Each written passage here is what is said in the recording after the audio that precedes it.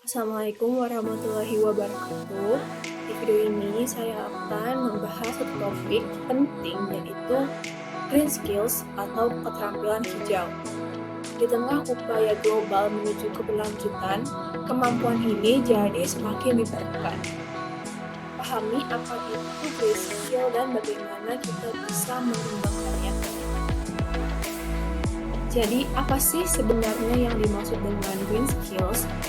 Green skills atau keterampilan hijau merupakan kemampuan, kepengetahuan, sikap, dan nilai-nilai yang dibutuhkan untuk menciptakan dan mendukung ekonomi berkelanjutan.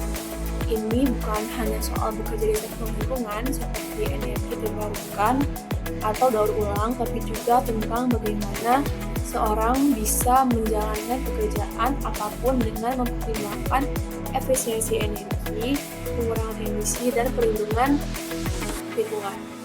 Misalnya, seorang teknisi yang tahu cara memasang panel surya itu green skills, tapi juga sebenarnya desainer produk yang memilih bahan ramah lingkungan atau seorang guru yang mengajarkan gaya hidup berkelanjutan itu juga termasuk green skills.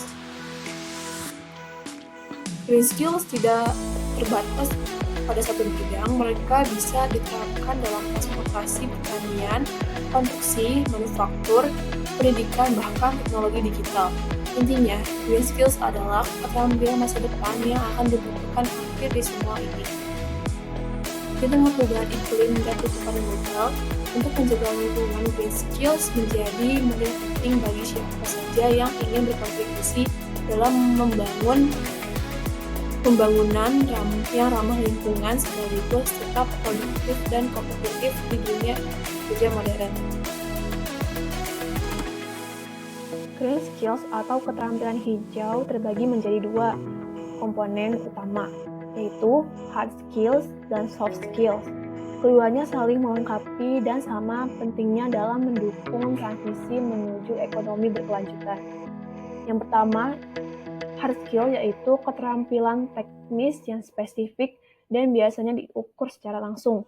Contohnya, cara memasang dan merawat panel surya, menyusun laporan audit lingkungan, mengelola limbah industri sesuai standar ramah lingkungan, atau mengembangkan sistem irigasi hemat air di pertanian berkelanjutan.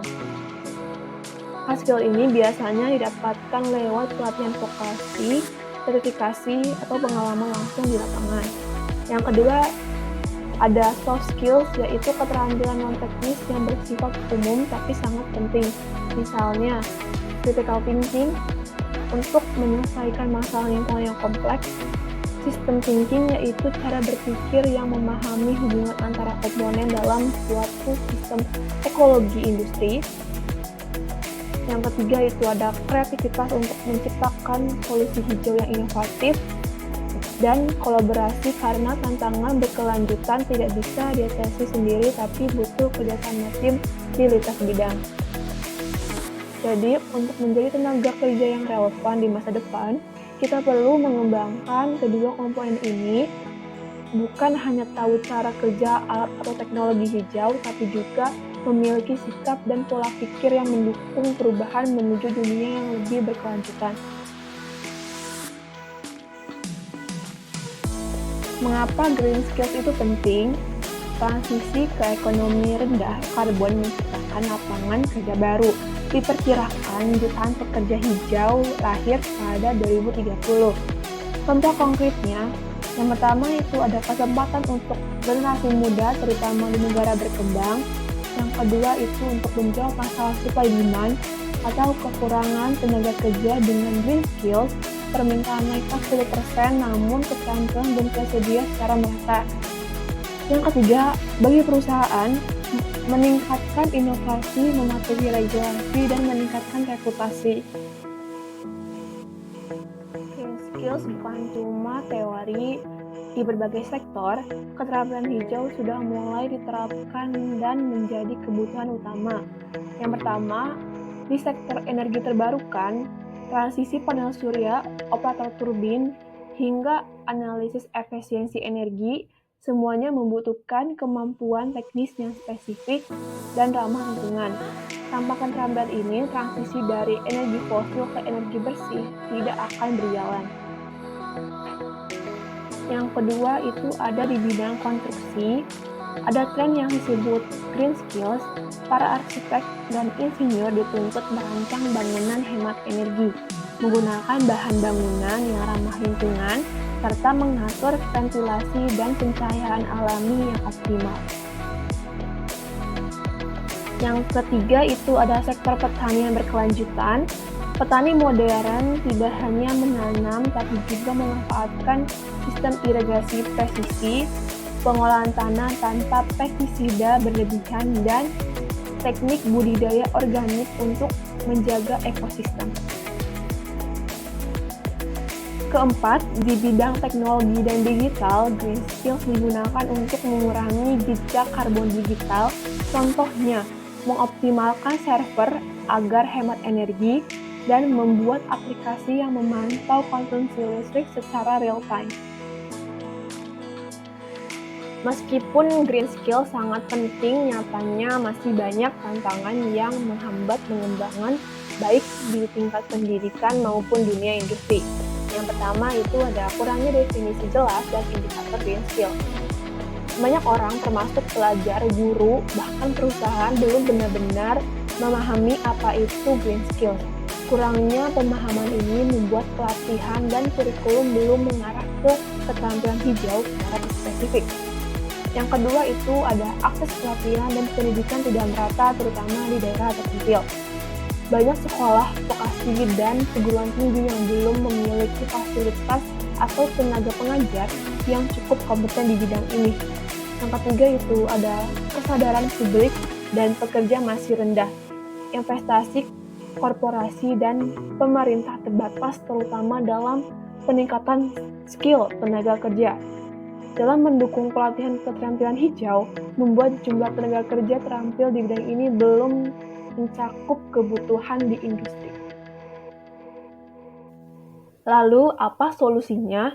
Solusinya dimulai dari reformasi kurikulum dan pelatihan vokasi berbasis green skills, yaitu memperbaharui kurikulum SMK, politeknik, dan perguruan tinggi agar memasukkan materi green skill secara terintegritas. Kemudian, kolaborasi antara pendidikan, industri, dan pemerintah terutama dalam sertifikasi dan magang, insentif, dan program pelatihan ulang untuk kerja lama. Yang ketiga itu ada meningkatkan kesadaran dan kampanye publik mengenai green career. Dengan sinergi dari semua pihak, tantangan ini bukan halangan tapi peluang besar untuk mencetak generasi masa depan yang berdaya saing tinggi sekaligus peduli lingkungan. Pengembangan green skills bukanlah tanggung jawab satu pihak saja untuk menciptakan tenaga kerja yang siap menghadapi tantangan lingkungan global. Semua elemen masyarakat perlu terlibat aktif. Pendidikan, sekolah SMK, dan perguruan tinggi memiliki peran penting dalam menyusun kurikulum yang relevan dengan isu lingkungan dan keterampilan hijau. Guru dan dosen juga perlu dibekali pelatihan agar mampu mengintegrasikan nilai berkeberlanjutan dalam proses belajar mengajar. Yang kedua itu ada industri dan dunia usaha atau DUDI. Perusahaan perlu membuka diri untuk bekerja sama dengan lembaga pendidikan, misalnya melalui program magang, pelatihan kerja, atau pengembangan teaching factory. Dunia usaha juga mendukung meningkatkan green skill dengan memberi insentif, mentoring, atau pelatihan internal bagi tenaga kerjanya. Yang ketiga itu ada pemerintah. Pemerintah berperan sebagai fasilitator dan mengatur kebijakan. Dukungan berupa regulasi, insentif, dana, pelatihan, dan sertifikasi nasional sangat dibutuhkan agar green skills menjadi standar dalam dunia kerja. Yang terakhir itu ada masyarakat dan individu. Setiap individu punya peran. Kita bisa mulai dari hal kecil seperti mengikuti pelatihan daring, terlibat dalam komunitas lingkungan, atau mengadopsi gaya hidup berkelanjutan. Dengan kolaborasi dan komitmen dari semua pihak, pengembangan green skills bukan sekedar wacana, tapi bisa menjadi gerakan nyata menuju masa depan yang hijau dan berkelanjutan. Green skills adalah investasi masa depan untuk planet kesejahteraan manusia. Mari kita bersama-sama kembangkan kompetensi ini agar siap menyongsong era keberlanjutan. Oke, saya Kalika Kalwanusova pamit. Kurang lebihnya mohon maaf. Wassalamualaikum warahmatullahi wabarakatuh.